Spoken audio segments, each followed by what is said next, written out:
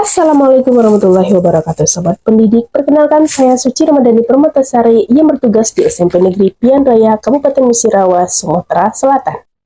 Pada proses pembelajaran, kita sering abai terhadap kesulitan yang dialami siswa. Hal ini menyebabkan siswa tidak fokus belajar dan motivasi belajar siswa rendah. Salah satu penyebabnya adalah dikarenakan pada proses pembelajaran tidak sesuai dengan gaya belajar dan minat siswa. Dan sebagai seorang pendidik, sudah seharusnya kita mencari solusi atas permasalahan tersebut. Oleh sebab itu, perkenankan saya berbagi praktik baik yang saya lakukan di pembelajaran saya.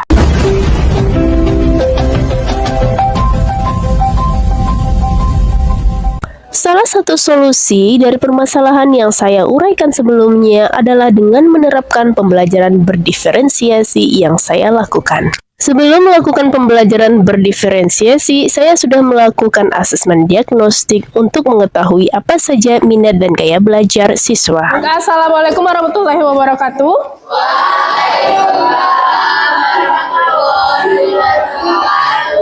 Bagaimana kabarnya kali ini?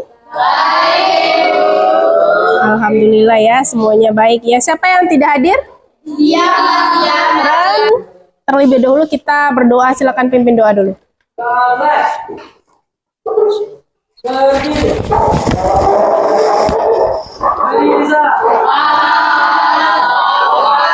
Sebelumnya kita belajar mengenai apa? Jaringan, struktur jaringan tumbuhan. Masih ingat apa saja struktur jaringan tumbuhan? Pelindung, penyokong, penguat, apalagi? Kalian kemarin sudah melakukan pengamatan ya, dan sudah mengetahui bagaimana struktur dari tumbuhan. Nah, sekarang saya mau tanya, kira-kira yang kalian ketahui, pertanyaan pemantik di awal pembelajaran bertujuan untuk menumbuhkan rasa ingin tahu siswa dan berpikir kritis. Mati kemarin, kira-kira yang sama bentuknya.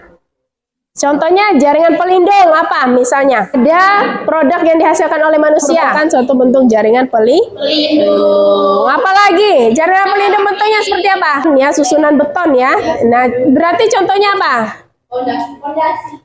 Dinding ya, dinding rumah itu contoh sederhananya. Nah, sekarang saya mau tanya, kira-kira kita belajar apa ini kali ini?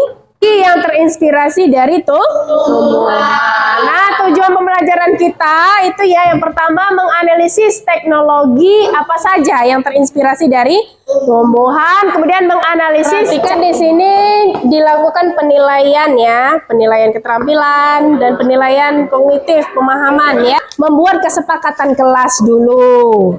Yang pertama, kesepakatan kelas bertujuan untuk menciptakan suasana yang harmonis, adil, dan berbudaya di dalam kelas, serta mempromosikan pembelajaran yang efektif.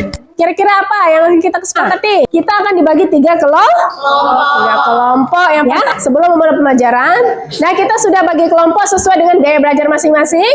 Ada auditori, visual, dan kinestetik. Gaya belajar auditori adalah proses pembelajaran yang mengandalkan pendengaran sebagai penerima informasi dan pengetahuan. Juga karena sama ya materinya ya. Kelompok gaya belajar visual adalah kelompok yang melakukan pembelajaran dengan mengandalkan penglihatan sebagai penerima informasi dan pengetahuan. Kelompok gaya belajar kinestetik adalah kelompok yang memiliki gaya belajar yang dilakukan dengan mengandalkan gerakan atau olah tubuh atau praktik langsung. Lapisan apa gitu ya? Lapisan apa namanya? Tumbuhannya itu ada enceng gondok, ada bunga matahari. Sambil melakukan literasi dan pengamatan, peserta didik diarahkan untuk mengisi LKPD yang telah disediakan oleh guru.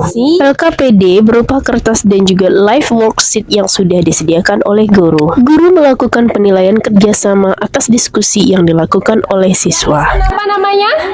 Ini lapisan apa? Kutikula. Ya, lapisan kutikula. Dan kami mencatat panel surya. Panel surya itu merupakan alat yang dapat. Di sini kami akan menjelaskan hasil pengamatan kami dari video yang dikirim Bu Suci, yaitu yang terinspirasi dari struktur jaringan tumbuhan.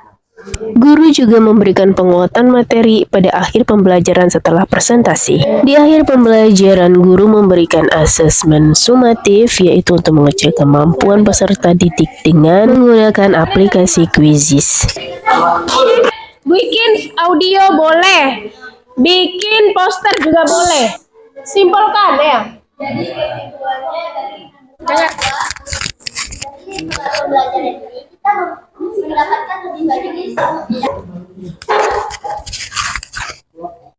Berikut adalah hasil penugasan yang sudah selesai dilaksanakan oleh peserta didik SMP Negeri Pian Raya berupa video. Semua, di sini saya Jessica Putri Aprilia Sirait, saya dari kelas 8, ingin menjelaskan kembali beberapa alat teknologi yang terinspirasi dari tumbuhan.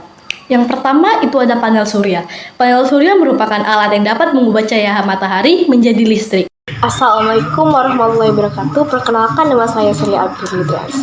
Di sini saya akan menjelaskan contoh-contoh teknologi yang terinspirasi dari struktur jaringan tumbuhan dan bangunan-bangunan yang terinspirasi dari jaringan tumbuhan. Nah, sebelum kita membahas teknologi yang terinspirasi dari struktur jaringan tumbuhan, jadi teknologi yang terinspirasi dari struktur jaringan tumbuhan banyak menginspirasi manusia untuk mengembangkan teknologi.